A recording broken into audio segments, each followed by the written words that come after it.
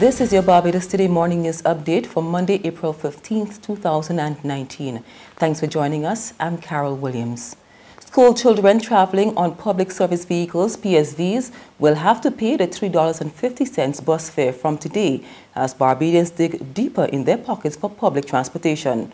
The bus fare is officially $3.50 from the previous $2. While students in uniform are among those excluded from paying the price hike on the state-owned transport board buses, the alliance owners of public transport confirmed they will apply the increase across the board. Roy Raphael heads the organization. We have not had any discussions with the Transport Authority or the Ministry of Transport as related to the reduced costs for school children. We are well aware that school children are free on the transport board buses, but they will pay the full fare as they board our vehicles. So there's no reduced cost at this time for school children. What I would say to you though is that the associations are still in, we are still ready to have any discussions with the relevant authority as relate to the, if there's any reduced rates for school children. But at this stage, at this time, indications are that everybody paid $3.50. But on these transport board buses, they are free as long as you're in uniform. Raphael distanced his organization from talk of a protest outside Parliament today in response to the hike in the bus fare. We heard about the protest outside of Parliament. We are not aware of such protests, as my public relations officer Mark Haynes indicated earlier in the media, that no discussions has been ongoing with us as related to protests outside of Parliament as related to the $3 bus fare. But we want to urge and encourage our operators out there to continue business as usual, and that we will expect to have full service by tomorrow. But also want to let the public know as well that we are still in discussions with the Transport Board as related to the discount rates. Now, the rates basically will allow you to ride more and pay less, and this will be across the public transport system. So the discussions are continuing. We believe that once the discussion is in agreement, the PSVs some PSVs, the ones that are participating, will honor the discount carried for the Transport Board. The Alliance representative says the group is also in talks with a private company to offer discount rides to commuters, in addition to what's been offered by the Transport Board. Consideration is also being given to introducing a cashless system. We had a number of meetings with the Transport Board last week. Hopefully, once everything is in place, then the one card will be rolled out. Persons can be able to buy the cards from vendors across the country, and then they'll be able to use a smart ride to get as many rides on it. So, whereas the bus fare legally is $3.50 if you pay by cash.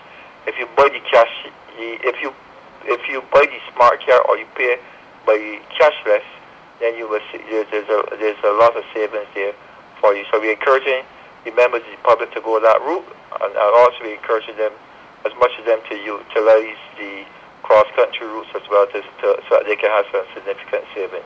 The increase in bus fare coincides with the start of the new school term. The Trinity term begins today for teachers and tomorrow for students. However, one school that will remain closed for the first week is the St. George Secondary School, which will instead reopen on April 23rd. The Ministry of Education, Technological and Vocational Training says the closure will allow extensive refurbishment on some of the bathrooms and ceilings, as well as for paintwork. Portable emergency water tanks are also being installed. As the probe continues into the operations of the state-run government industrial school, one charity says it stands ready to assist in the area of skills training for the juveniles. UNICEF's Faith Marshall Harris represents the FMH Sandy Lane Charitable Trust Helpline. This is an intention by that helpline charity to see how much help we can bring to children across Barbados. And through Dr. Baird, we felt that this was probably an area which needed immediate attention. Chief Justice Sir Marson Gibson has some advice for those who continue to call for more Barbadians to serve on the Trinidad-based Caribbean Court of Justice, CCJ. He addressed the issue during a recent visit by the CCJ president to the Cavell campus of the University of the West Indies. We cannot allow that sort of insular approach to determine what our court, our ultimate court should be. In other words, we have a business that because it ain't got enough Trinidadians or it ain't got enough Jamaicans. You know something? We put ultimate faith in that court, as Mr. Smith will tell you. We put ultimate faith in that court even when there was no Barbadian on it. You know why? Because it was from the Caribbean. There's regional and international news after this short break.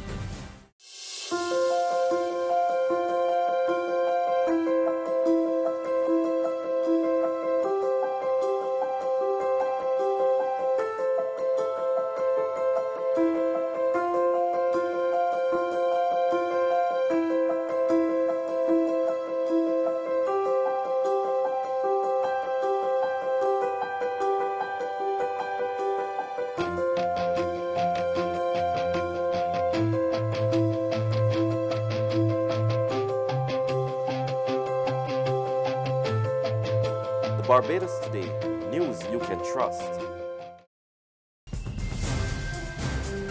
The Caribbean Court of Justice celebrates its 14th year in operation tomorrow. The President, Justice Adrian Saunders, says preconceived notions about the court continues to be a major challenge. The CCJ President was delivering a lecture at the Cavell campus of the University of the West Indies. I am very sometimes surprised when I hear people say that they don't trust the CCJ or that they find reasons to suggest that the CCJ is not good enough or it's a biased institution. And these are all people who have no interaction whatsoever with the CCJ. They've never been on the website. They've never read any of the judgments. They have never had any discussion with any of the judges. They don't know how the judges are selected. They assume that the judges are all handpicked by politicians. And sometimes you find rational, learned people who have these biases. So you ask yourself, well, how come? How? Why? And it just is what it is. And finally, American Airlines is extending the cancellation of flights aboard any Boeing 737 MAX aircraft in its fleet until August. In a letter to its employees, the CEO and president said while they believe the aircraft will be recertified before August, removing planes until then will allow them to better plan for the busy summer travel season. AA estimates that the cancellations will affect 115 flights per day. This is the latest extension of the 737 MAX cancellations for AA. The company said last month that cancellations would have been extended through April 24th. And that's news, but for the very latest, visit our website at www.barbadostoday.bb. You can also subscribe to our e-paper, email updates, or like us on Facebook. And sign up for breaking news alerts via WhatsApp. We're also on Izumi Media in bus terminals, as well as screenplay at supermarkets and gas stations near you. You can also hear us on Mix 96.9 FM and Capital Media HD 99.3 FM. I'm Carol Williams. Have a good day.